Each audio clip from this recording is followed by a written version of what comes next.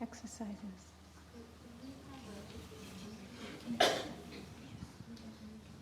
Okay. As I understood your question, you asked about the last 4 exercises of the 16 ways of breathing, the realm of objects of mind, and that when you try to practice those, your mind is filled with debates and thinking because of other faiths that you've practiced. Yes. So you'd like Thai's insight on that? Just a little bit. That even otherwise, while practicing mindfulness of any kind, it is these questions that erupt in the mind. That Mindfulness of even when I'm doing the mindfulness of the body, of the breathing, then also it is mainly these questions, the philosophical questions, the thoughts that occur, and they clash with each other. Okay. So even when he's contemplating his body or the feelings, his breath, these philosophical questions arise and they clash with his wish to concentrate and be mindful.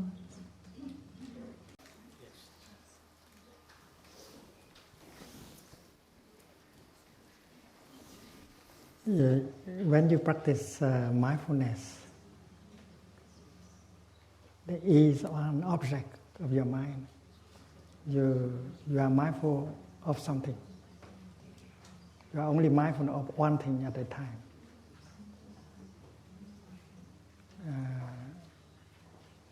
And if you are truly mindful of that, you have concentration.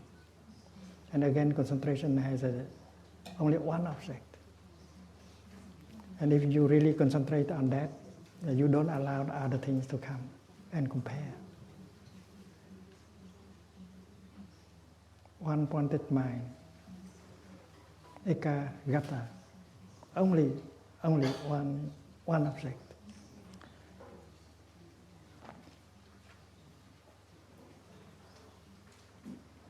And although the first 4 exercises are on the body, but there is already the energy of mindfulness, concentration, and insight. You got your insight from touching, getting in touch with your body, getting in touch with your in-breath and out-breath. And that insight just comes. And you don't have to look for it. You don't have to philosophize. It's like when you breathe in, and if you know that you are breathing in, if you are aware of your in-breath, it may come to you as a flash that you are alive. You are still alive. And that is not thinking. That is not a thought. You breathe in, and because you are really in touch with your in-breath, you discover the fact that you are alive. Because it's just so simple. You don't have to reason like this. Someone who is not alive cannot breathe in. You don't have to reason like that. Because you are mindful of your in-breath, suddenly you touch the miracle of being alive. You touch the miracle of being alive. And you can enjoy the fact that of being alive. And when you breathe out, you can celebrate the fact that you are alive. And that is not thinking. That's not thinking. That is only feeling and insight. Mindfulness, concentration, and insight. And in the 4 exercises, there is already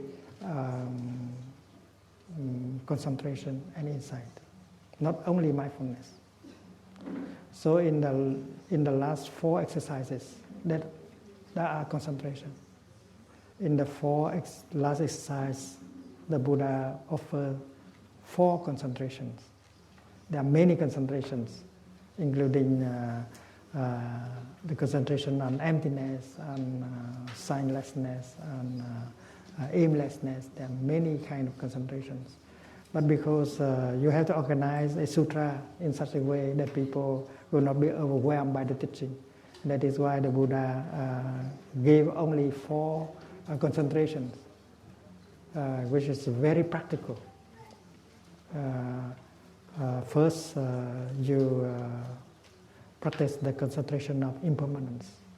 And the object of your mind, the object of concentration is only impermanence. Everything is changing. Tout se transforme. And you are free.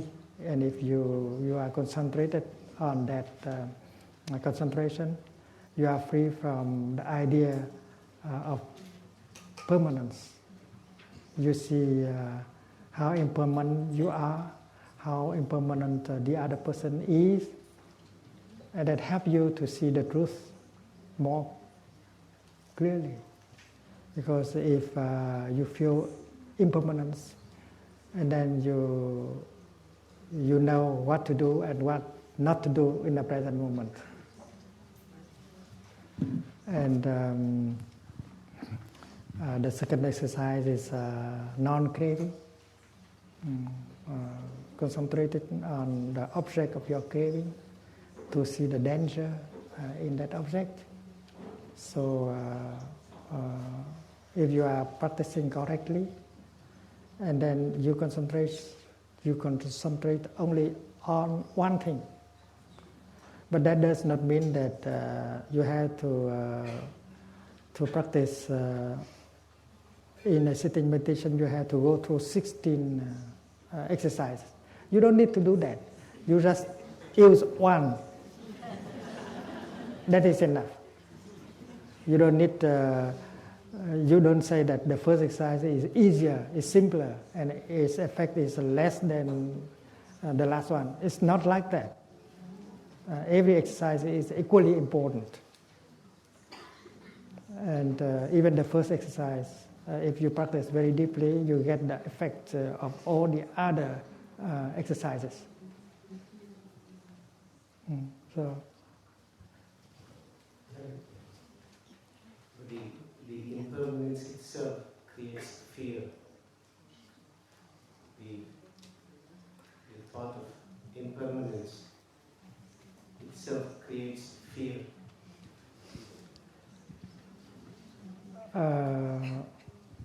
It can create happiness.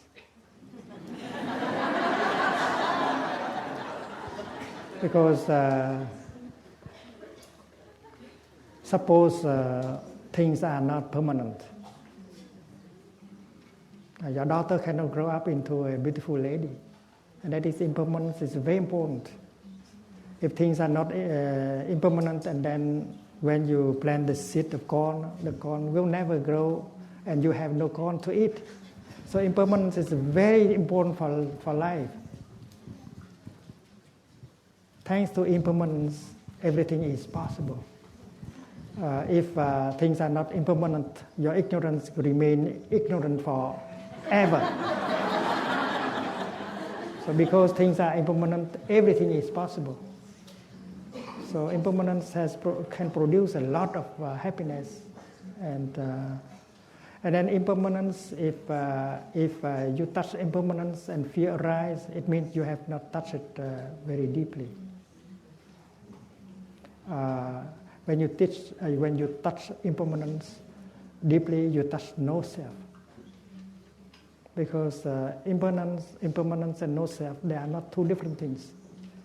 They are the same thing. On the side of time, you call it impermanence.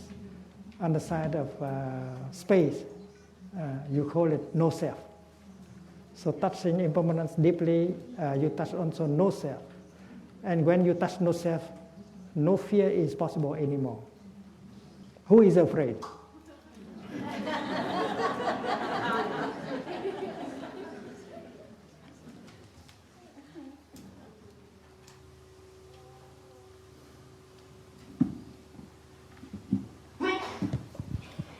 Very dear Thai, Dear Sangha, it is a deep privilege for me to be here with you, talking to you, listening to you.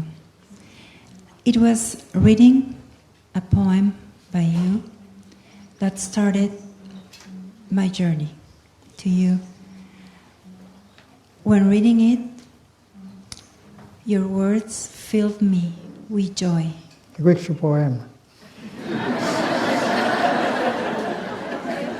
I don't know its name, but it said that birth and death are only doors we pass, sacred thresholds on our journey.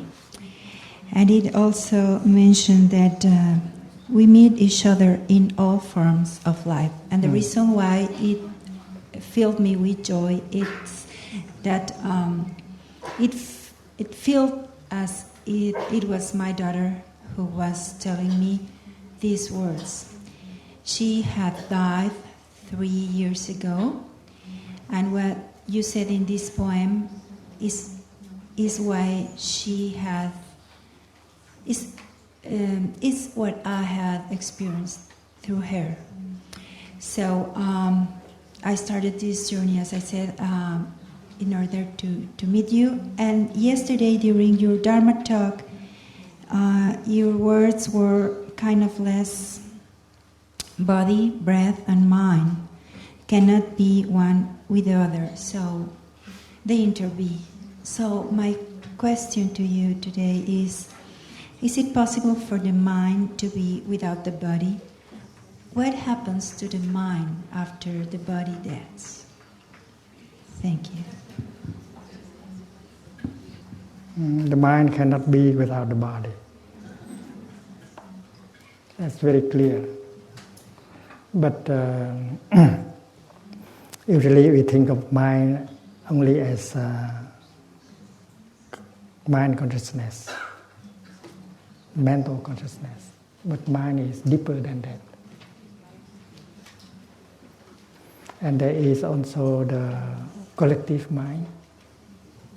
Because what we consider to be the individual mind is made of the collective mind. We are influenced by the mental, by the collective mind.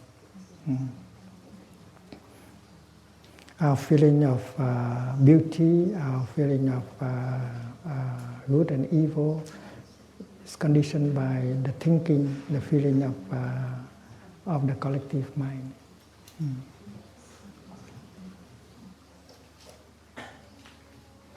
So when we think of mind, we should not only think of our individual mind, because the individual is made of the collective. And the collective is made of the individual.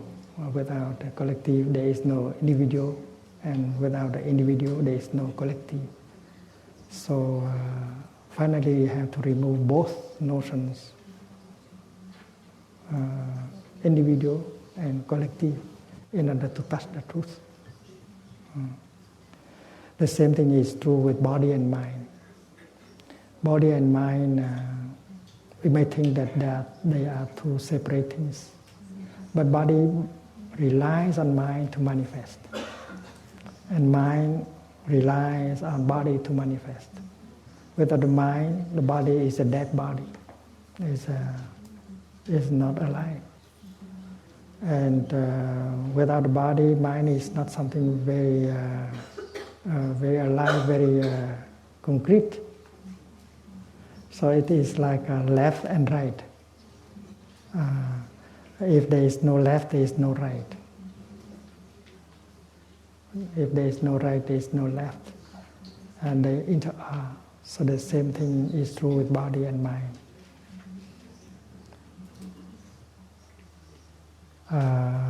It's like perception. When there is a perception, there is the subject of perception and object of perception manifesting together at the same time, like right and left. So my body and mind are like that. manifest at the same time. And you might like to ask the question as, what is the ground of that manifestation? In Buddhism, we define the human person as action.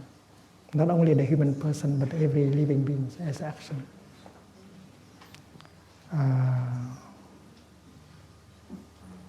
Body and mind are also action. And the technical term is karma. When you produce a thought, that is your action. That is energy. That is energy. And that thought is a product not only of the mind, it is also a product of the body. Without the body, you cannot produce a thought. And that is action, and that is energy. And when you say something, what you say is already action. What you say may make you happy or unhappy. It can make the other person happy or unhappy. Or when you do something with your body, that is action. And body, speech, and mind are actions. So the human being is made of action. And that is the substance of a human being. When Jean Paul Sartre said that l'homme est la somme de ses actes, man is the totality of his action, he's come very close to the Buddhist concept of karma, because we are our own action. So that is true with everything. A galaxy, a star, a subatomic particle, they can be recognized by the action, by the energy. So when you produce a thought, you produce a speech, you produce an action, that is you. And according to the teaching, that will never be lost. These are kind of seeds that you planted in the future, and you will continue with these. And when you continue to produce thought, speech, and action, and one day when this body disintegrates, you continue always with your action, with your karma, and from that karma will manifest other body and mind. So this body and mind will be continued by other bodies and mind. And the ground of continuation, the ground of manifestation is the action that you are producing now. It's like a lemon tree. A lemon tree is producing lemon leaves, lemon blossom, and lemons. We are producing thought, speech, and action. And what we produce is your continuation. And you can never die. You continue always. So body and mind are just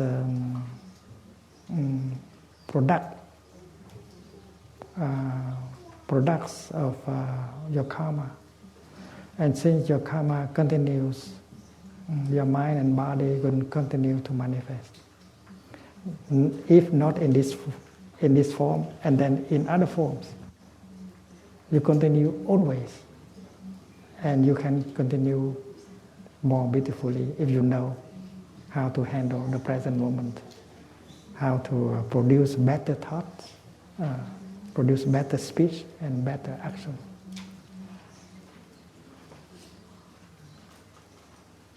And again, we have to not to be caught in the notion of birth and death, being and non-being. If you are caught in the notion of non-being of the body, if you are caught in the notion of the being of the mind, and then you cannot see the truth. You ask the question as what will be the mind? Where will be the mind once the body is no longer there?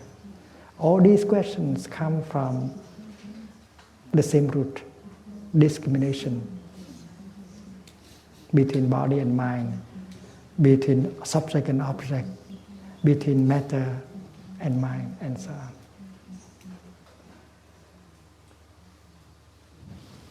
Clear enough?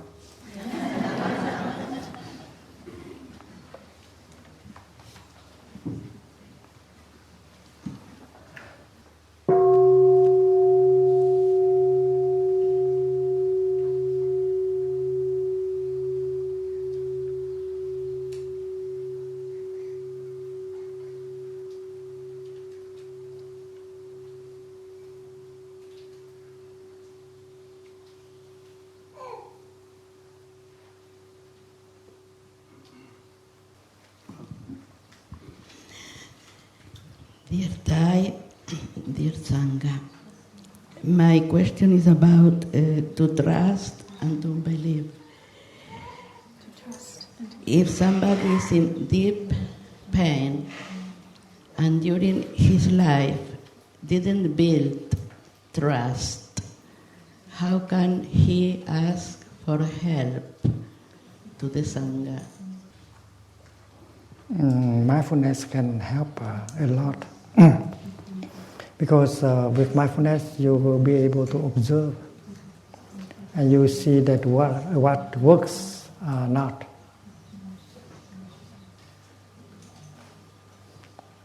Suppose you practice mindful breathing and you practice mindful breathing in many ways and you try many kinds of practice. And if you are mindful, you will notice that there are ways that work for you better than other ways. It's like when you cook. When you cook, there are times when you succeed in cooking good things. And there's times when you fail. So if you repeat the same experience for a few times, you have trust that you can cook that dish, you see. So it is by observing, based on our experience, that we get the trust, that we know that we can do it, we are confident. The practice is the same. When there is restlessness or fear, and if you know how to practice mindful breathing, generating the energy of mindfulness and concentration, and become aware of your restlessness or fear, and suddenly you feel that you are less restless, you are less fearful. So that build up your trust in the practice. And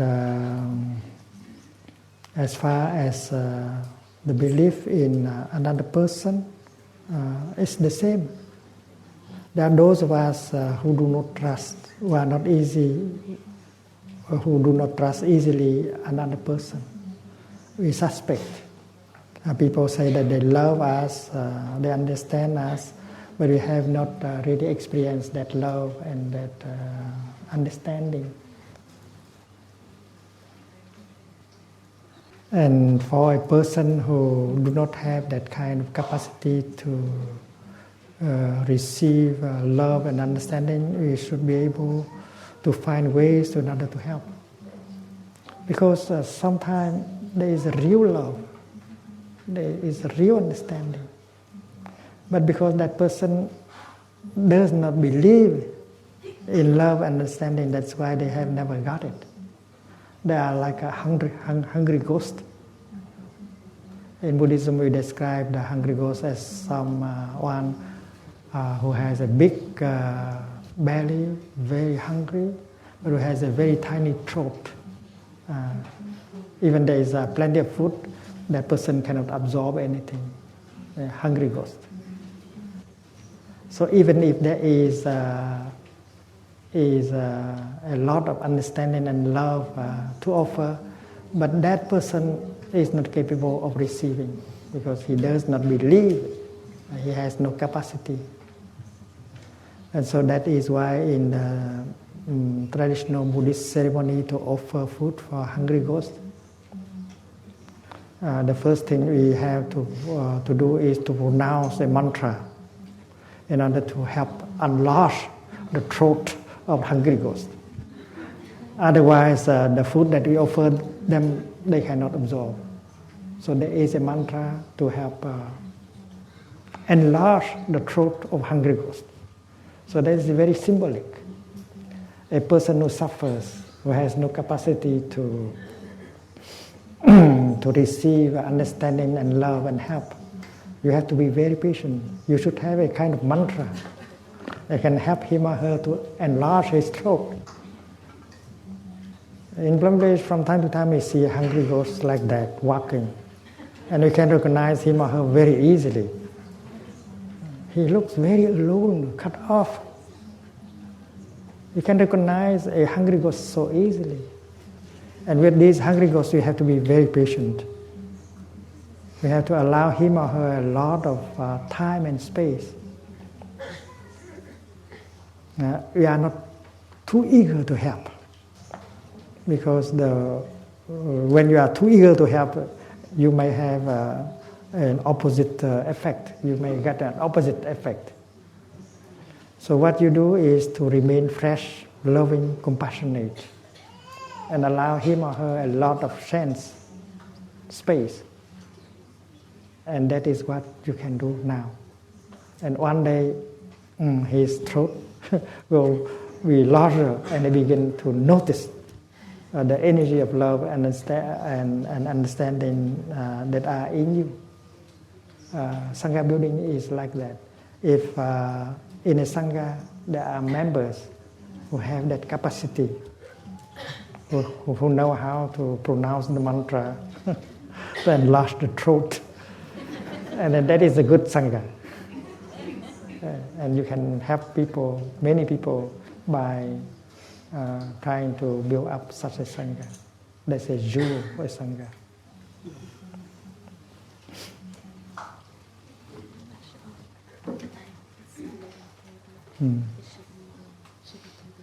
The last question, written question.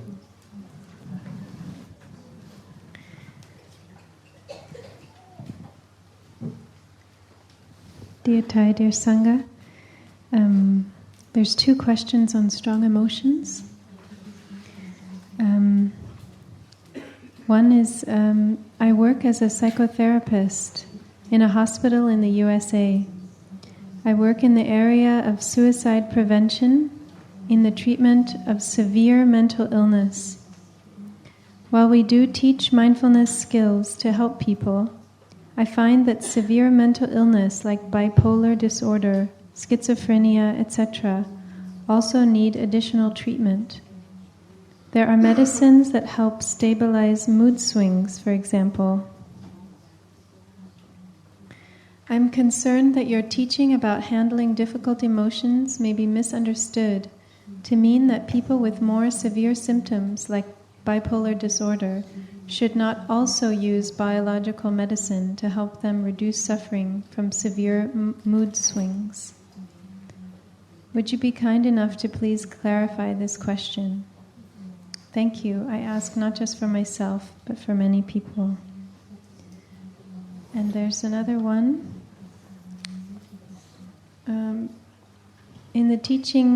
In the last teaching Thai gave, Thai advises that we should breathe tenderly to observe our strong emotions. From my experience, when emotions and mental formations occur during meditation, I have to breathe harder, deeper, in order to touch my feelings and go with them. Otherwise, I lose my observation. So what do you mean about being tender with our breathing?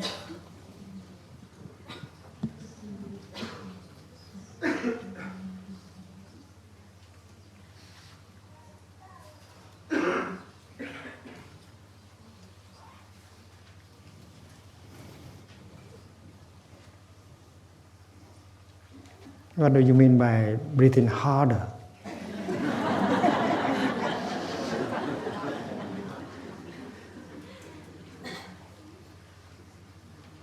You can breathe more deeply. You might use your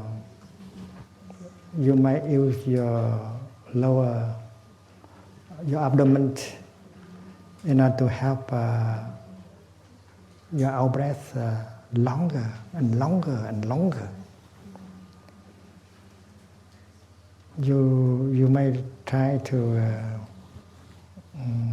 help the falling of your abdomen so that you can push out more air from your lungs. And that is not unpleasant. To Thầy, that is pleasant also. You are pressing so that more air will come out of your lungs. And when you release and then the air will naturally enter, it's very pleasant. And using your abdomen in the moment of rising, helping it, you can bring more fresh air into, and deeper breathing can be very pleasant. And you don't say harder. It's not harder. It's not harder. If needed, you use a deep breathing. And I think in strong emotion, deep breathing is helpful. And it can still be tender. It's non-violent. Only non-violence can handle violence. The energy of non-violence will reduce the violent emotion.